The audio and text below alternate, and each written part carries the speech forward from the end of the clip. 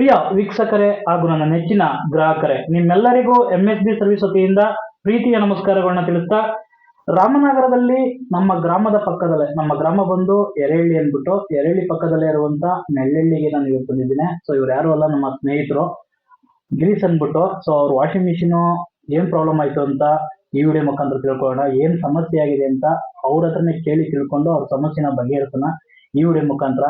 ಹಾಗಾದ್ರೆ ಇಲ್ಲಿರುವಂತ ಸಮಸ್ಯೆನ ನೀವು ತಿಳ್ಕೋಬೇಕಲ್ವಾ? ಹಾಗಾದ್ರೆ ಮಧ್ಯದಲ್ಲಿ ನನ್ನ ವಿಡಿಯೋನ ಎಲ್ಲೂ ಸ್ಕಿಪ್ ಮಾಡದೆ ಆ ಕಡೆ ಈ ಕಡೆ ಎಳೆದೆ ಪೂರ್ತಿ ವೀಕ್ಷಣೆ ಮಾಡುವ ಮೂಲಕ ಸಂಪೂರ್ಣ ಮಾಹಿತಿನ ತಿಳ್ಕೊಳ್ಳಿ.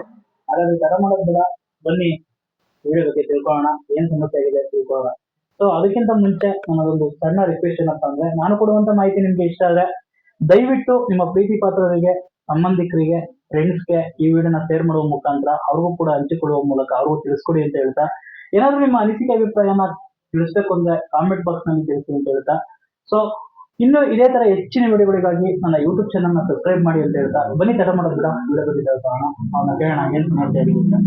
ಇದೇ ತರ ನಾನು ಫೋನ್ ಮಾಡಿ ತಿಳಿಸಿದ್ರೆ ಇದು ಸಮಸ್ಯೆ ಆಗಿದೆ ಅಂತ. ಏನ್ ಸಮಸ್ಯೆ ಆಯ್ತು ನಿಮಗೆ? ಏನಿಲ್ಲ ಗೆಳೆಯ, ಬಟ್ಟೆ ಹಾಕಿದೆ, ಹಾ ನೀರು ತುಂಬ್ಕೋತು. ಹಾ ಅಷ್ಟರಲ್ಲಿ ಅದು ಆನ್ ಆಗ್ಬೇಕಾಗಿತ್ತು, ವಾಶ್ ಆಗ್ಬೇಕಾಯ್ತು. ಹೊಗೆ ಬಂದ್ಬಿಡ್ತು, ಆಫ್ ಮಾಡ್ಬಿಟ್ಟೆ ಭಯ ಆಗಿ. ಎಲ್ಲಿ ಹೊಗೆ ಬಂತು? ಯಾವ ಜಾಗದಲ್ಲಿ ಹೊಗೆ ಬಂತು? ನೋಡಿ, ಈ ಜಾಗದಲ್ಲಿ ಹೊಗೆ ಬಂದ್ಬಿಡ್ತು. ಹಿಂದೆಗಡೆ ಹೊಗೆ ಬಂತು. ಹಿಂದೆಗಡೆ ಹೊಗೆ ಬಂತು ಅಂತ ಹೇಳ್ತಿದ್ದಾರೆ.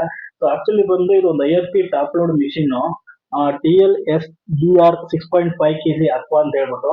ಇದು ಬಂದು ಮುಂದೆ ಡಿಸ್ಪ್ಲೇ ಬೋರ್ಡ್ ಇದೆ, ಬಟ್ ಹಿಂದೆ ಹೊಗೆ ಬಂತು ಅಂತ ಹೇಳ್ತಾ ಇದ್ದಾನೆ. ಸೊ ಔಟ್ ಸೈಡ್ ಮಲಗಿರೋದ್ರಿಂದ ಇಲಿ ಏನಾದ್ರು ಇದೆಯಾ, ಇಲಿ ಏನಾದ್ರು ವೈರ್ ಏನಾದ್ರು ಕಟ್ ಮಾಡಿ ವೈರ್ ಒಂದಕ್ಕೊಂದು ಹೆಚ್ಚಾಗಿ ಏನಾದ್ರು ಹೊಗೆ ಬಂತ ಅಂತ ನೋಡೋಣ.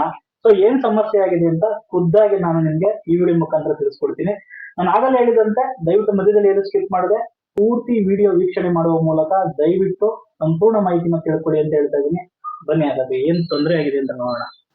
ಸ್ಕ್ರೂ ಎಲ್ಲ ಬಿಚ್ಚಿದ್ದೀನಿ, ಓಪನ್ ಮಾಡೋಣ.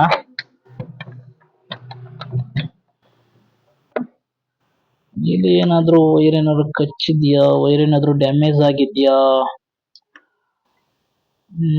ಯಾವುದೇ ರೀತಿ ವೈರ್ ಡ್ಯಾಮೇಜ್ ಆಗಿಲ್ಲ.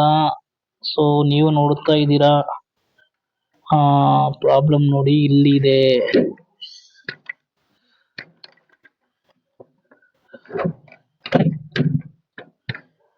ನೋಡಿ, ಈ ಕಾಯಲ್ಲು ಸುಟ್ಟೋಗಿದೆ, ಬೆಂದೋಗಿದೆ. ನೋಡ್ತಾ ಇದೀರಾ ನೀವು ಯಾವ ರೀತಿ ಆಗಿದೆ ಅಂತ.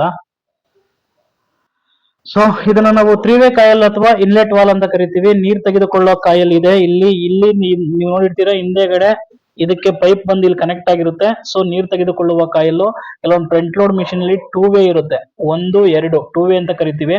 ಸೊ ಕೆಲವು ಫ್ರಂಟ್ ಲೋಡ್ ಮಿಷಿನ್ ಅಲ್ಲೂ ಕೂಡ 3-ವೇ ಕಾಯಲ್ಲು ಕೂಡ ಇರುತ್ತೆ. ಸೊ ಕೆಲವು ಟಾಪ್ ಲೋಡ್ ಮಿಷಿನ್ ಅಲ್ಲಿ ಬರೀ ಸಿಂಗಲ್ ಕಾಯಲ್ ಮಾತ್ರ ಇರುತ್ತೆ. ಸೊ ಇದು IFP 6.5 kg ಮಿಷಿನ್ ಇದು. ಸೊ ಈ ಮಿಷಿನ್ ಅಲ್ಲಿ 3-ವೇ ಕಾಯಲ್ ಇದೆ. ಸೊ 3-ವೇ ಕಾಯಲ್ ಏಂತಕ್ಕಿದೆ ಅಂತ ನೀವು ಕೇಳಬಹುದು ಕ್ವಶನ್. ಇದು ಬಂದು ವಾಶ್ ಅಲ್ಲಿ ನೀರ್ ತಗೊಳುತ್ತೆ, ಇದು ಬಂದು ರಿನ್ಸ್ ಅಲ್ಲಿ ನೀರ್ ತಗೊಳುತ್ತೆ. ಅಂದ್ರೆ ವಾಶ್ ಅಂದ್ರೆ ಒಗೆಯುವಾಗ ನೀರ್ ತಗೊಳುತ್ತೆ, ರಿನ್ಸ್ ಅಂದ್ರೆ ಜಾಲ್ಸುವಾಗ ನೀರ್ ತಗೊಳುತ್ತೆ. ಅದಲ್ದೇನೆ ಇದೇಂತಕ್ಕೆ ಸಪರೇಟ್ ಅಂತ ಕೇಳಬಹುದು. ಇದು hot water. So hot water select ಮಾಡ್ಕೊಂಡು, ಇದ್ರಲ್ಲಿ ಹಾಟ್ ವಾಟರ್ ಆಪ್ಷನ್ ಇದೆ. ಹಾಟ್ ವಾಟರ್ ನ ಸೆಲೆಕ್ಟ್ ಮಾಡ್ಕೊಂಡು ಡೈರೆಕ್ಟ್ ಇದರಲ್ಲಿ ಪೈಪ್ ಅಲ್ಲಿ ಬಿಸಿನೀರ್ ಕೊಟ್ರೆ, ಗೀಸರ್ ಇಂದನೋ ಸೋಲಾರ್ ಇಂದನೋ ಬರೋ ಬಿಸಿನೀರ್ನ ಡೈರೆಕ್ಟ್ ಕನೆಕ್ಟ್ ಮಾಡಿದ್ರೆ ಇದು ಹಾಟ್ ವಾಟರ್ ನ ಇದ್ ಮಾಡುತ್ತೆ, ಹಾಟ್ ವಾಟರ್ ನ ತೆಗೆದುಕೊಳ್ಳುತ್ತೆ. ಸೊ ನಾನು ಆಲ್ರೆಡಿ ಹೇಳ್ದಂಗೆ ಇದು ವಾಷಿಂಗ್, ರಿನ್ಸ್, ಹಾಟ್ ವಾಟರ್. ಒಗೆಯ ಬೇಕಾದ್ರೆ ತಗೊಳ್ಳುವಂತ ಕಾಯಲ್ಲು, ಜಾಲಿಸ್ಬೇಕಾದ್ರೆ ನೀರು ತೆಗೆದುಕೊಳ್ಳುವಂತ ಕಾಯಲ್ಲು, ಬಿಸಿನೀರನ್ನ ತೆಗೆದುಕೊಳ್ಳುವಂತ ಕಾಯಲ್ಲು. ಓಕೆನಾ? ಸೊ ಇದು 3-ವೇ ಕಾಯಲ್ ಇದೆ. ಸೊ ಯಾಕೆ ಸುಟ್ಟೋಗಿದೆ ಹಾಗಾದ್ರೆ? ಏನಿದು ಸಮಸ್ಯೆ?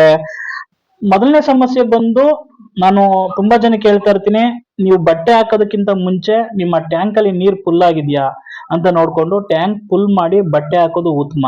ಸೊ ನಲ್ಲಿ ನೀಟಾಗಿ ನೀರು ಪ್ರೆಷರ್ ಬಂದಿಲ್ಲ ಅಂದ್ರೆ, ಸೊ ಈ ಕಾಯಲ್ಲು ರನ್ ಆಗಿ ನೀರು ಬರ್ತಾ ಇಲ್ಲ ಅಂದ್ರೆ, ಬರೀ ಮಿಷಿನ್ ಹೊಡೆದ್ರೆ, ಬರೀ ಮೋಟರ್ಗಳೆಲ್ಲ ಹೊಡೆದ್ರೆ ಯಾವ ರೀತಿ ಹೋಗುತ್ತೆ ಅಂತ ನಮ್ಮ ಹಳ್ಳಿ ಕಡೆ ಕೆಲವರಿಗೆಲ್ಲ ಗೊತ್ತು, ಜನರಲ್ ಆಗಿ ಗೊತ್ತು. ಸಂಪಲ್ ಇರೋ ಬರೀ ಮೋಟ್ರು ನೀರಿಲ್ದೇ ಇರುವಾಗ ಮೋಟ್ರು ಖಾಲಿ ಮೋಟ್ರು ಓಡಿದ್ರೆ ಸುಟ್ಟೋಗುತ್ತೆ. ಸೊ ಅದೇ ರೀತಿ ಇದು ಕೂಡ, ಇದಕ್ಕೂ ನೀರ್ ಬರ್ಲಿಲ್ಲ ಅಂದ್ರೆ ಇದು ಕೂಡ ಖಾಲಿ ಓಡಿದ್ರೆ, ಖಾಲಿ ರನ್ ಆದ್ರೆ ಇದು ಕೂಡ ಸುಟ್ಟೋಗುತ್ತೆ. ಆ ರೀತಿನೂ ಕೂಡ ಸಮಸ್ಯೆ ಆಗಿರ್ಬೋದು. ಅಷ್ಟೇ ಅಲ್ಲದೆ ವೋಲ್ಟೇಜ್ ಇಂದನೂ ಕೂಡ ಸಮಸ್ಯೆ ಆಗಿರ್ಬೋದು. ಸೊ ವೋಲ್ಟೇಜ್ ವೇರಿಯೇಷನ್ ಆದಾಗ ಕೂಡ ಸಮಸ್ಯೆ ಆಗಿರ್ಬೋದು. ವೋಲ್ಟೇಜ್ ನೋಡ್ಕೊಂಡು ನಾವು ಬಟ್ಟೆ ಹಾಕಕ್ಕಾಗಲ್ಲ. ಮಿಷಿನ್ ರನ್ ಆಗ್ತಾ ಇರುತ್ತೆ, 30 ನಿಮಿಷ ಇರುತ್ತೆ, 1 ಅವರ್ ರನ್ ಆಗ್ತದೆ, 1.5 ಅವರ್ ರನ್ ಆಗ್ತಾ ಇರುತ್ತೆ. ಆ ಟೈಮಲ್ಲಿ ವೋಲ್ಟೇಜ್ ವ್ಯತ್ಯಾಸ ಆದಾಗ ಏನು ಮಾಡಕ್ಕಾಗಲ್ಲ. ಅದು ವೋಲ್ಟೇಜ್ ಇಂದ ನಾವೇನು ಮಾಡಕ್ಕಾಗಲ್ಲ. ಬಟ್ ಮೊದಲನೇದೇನಪ್ಪ ಪಾಯಿಂಟ್ ಅಂದ್ರೆ, ಬಟ್ಟೆ ಹಾಕೋದಕ್ಕಿಂತ ಮುಂಚೆ ಕರೆಕ್ಟ್ ಆಗಿದೆ ಅಂತ ಎಲ್ಲ ಚೆಕ್ ಮಾಡ್ಕೊಂಡು, ಟ್ಯಾಂಕ್ ಅಲ್ಲಿ ನೀರ್ ಇದೆಯಾ ಅಂತ ಚೆಕ್ ಮಾಡ್ಕೊಂಡು, ನಲ್ಲಿ ನೀರ್ ಪ್ರೆಸರ್ ಕರೆಕ್ಟ್ ಆಗಿ ಬರ್ತಾ ಇದೆಯಾ ಅಂತ ಚೆಕ್ ಮಾಡ್ಕೊಂಡು ಹಾಕೊಳ್ಳೋದು ಉತ್ತಮ.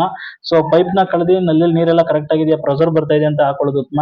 ಸೊ ನಾನು ಈಗ ಆಲ್ರೆಡಿ ನನ್ನ MSP ಸರ್ವಿಸ್ ಯೂಟ್ಯೂಬ್ ಚಾನಲ್ ನಲ್ಲಿ ಡೆಸ್ಟ್ ಫಿಲ್ಟರ್ ಬಗ್ಗೆ ನಾನೊಂದು ವಿಡಿಯೋ ಮಾಡಿ ಹಾಕಿದ್ದೀನಿ. ಆ ಡೆಸ್ಟ್ ಫಿಲ್ಟರ್ ಬಗ್ಗೆ ನೋಡಿ. ಸೊ ನಲ್ಲಿಗೆ ಡೆಸ್ಟ್ ಫಿಲ್ಟರ್ ನ ಕನೆಕ್ಟ್ ಮಾಡ್ಕೋಬಹುದು, ಯಾವ ರೀತಿ ಕೆಲಸ ಮಾಡುತ್ತೆ, ಯಾವ ರೀತಿ ಡೆಸ್ಟ್ ನ ಹಿಡಿದಿಟ್ಕೊಳ್ಳುತ್ತೆ ಅನ್ನೋದ್ರ ಬಗ್ಗೆ ಈಗ ಆಲ್ರೆಡಿ ವಿಡಿಯೋ ಮಾಡಿದ್ದೀನಿ.